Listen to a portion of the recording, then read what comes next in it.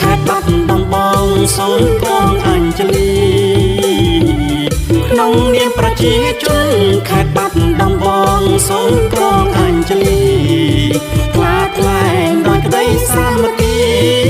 ថ្លាថ្លែងដោយក្តីសាមគ្គីក្នុងនាមជាក្រុមក្រឡាហមមនុស្សធម៌អ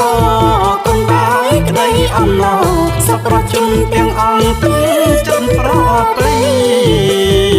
ក្រុមក្រឡាហមមនុស្សធម៌មានការគ្រប់គ្រងសាទរពេកក្រៃក្រុមក្រឡាហមមនុស្សធម៌មានការគ្រប់គ្រងសាទរពេកក្រៃសម្ដេចដែលចូលថ្លាថ្លៃសម្ដេចក្រឡាហោមធិបតីអាយដាមមន្ត្រីលោកស្រីអុកញ៉ាសពបរោះជនមានសទ្ធាជ្រះថ្លាចូលរួមសហការគ្រប់គ្រងមនុស្សធម៌ចូលរួមរំលែកជួយជនរងគ្រោះដោយទឹកចិត្តត្រេកអរចូលរួមរំលែកជួយជនរងគ្រោះដោយទឹកចិត្តត្រេកអរជួយរំលែកធនធានបវរផ្ដល់នូវក្តីស្រឡាញ់ស្មងសរដល់ជនក្រីក្របានជាមន្តកុសលចូលរួមរំកសាងមានផលគ្រប់ជាតិបានដល់ទេវតាតាមធ្វើ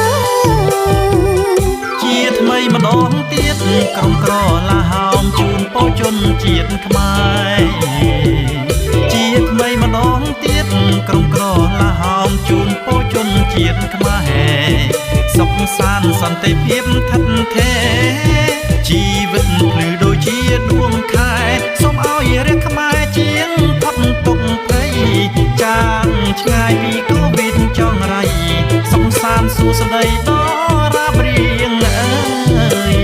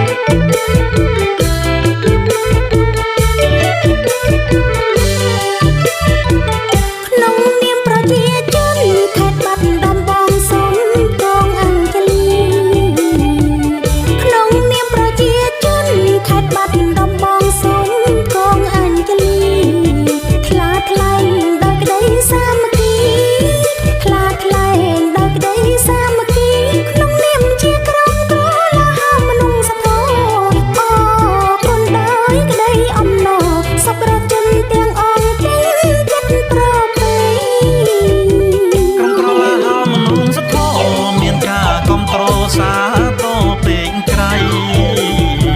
ក្រុមក្រឡាហោមមនុស្សធម៌មានការគ្រប់គ្រងសាទរពេកក្រៃ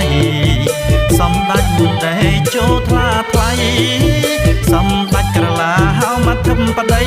អាយដាមមន្ត្រីលោកស្រីអុកញ៉ាសពបរោះជនមានសទ្ធាជ្រះថ្លា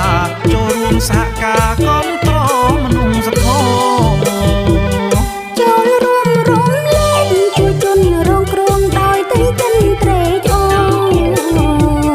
ចូលរួមរំលែកជួយជនរងគ្រោះដោយទឹកចិត្តត្រេកអរជួយរំលែកធនធានបវរផ្ដល់នូវក្តីស្រឡាញ់ស្មងសរដល់ជនក្រីក្របានជាមន្តកុសលចូលរួមរំកសាងមានផលគ្រប់ជាតិបានដល់ទេវតាតាមធ្វើជាថ្មីម្ដងទៀតក្រុមក្រឡាហោមជូនពោជនជាតិខ្មែរជាថ្មីម្ដងទៀតក្រុមក្រឡាហោមជូនពោជនជាតិខ្មែ